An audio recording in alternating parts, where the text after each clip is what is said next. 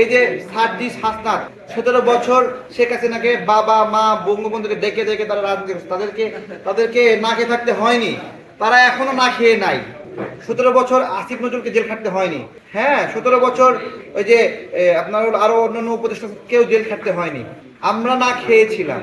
এই যে সার্জিস হাসনাত 17 বছর শেখ হাসিনাকে বাবা মা বঙ্গবন্ধুকে ডেকে ডেকে তারা রাজনীতি করছে, তাদেরকে না খেয়ে থাকতে হয়নি, তারা এখনো না খেয়ে নাই।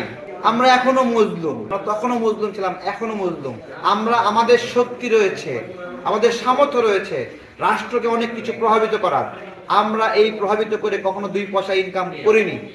আমরা বলছি আমরা নির্বাচিত হতে চাই, দেশের জন্য কিছু কাজ করতে চাই, উপকার করতে চাই, প্রবাসীদের জন্য কাজ করতে চাই, বেকারদের জন্য কাজ করতে চাই। শেখ হাসিনার সময়ও প্রশ্ন ফাঁস হয়েছে, এখনো প্রশ্ন ফাঁস হচ্ছে। হোয়াট ডিফারেন্ট ইউ ডিড, তুমি কি ভিন্নতা আমাকে দিয়েছো?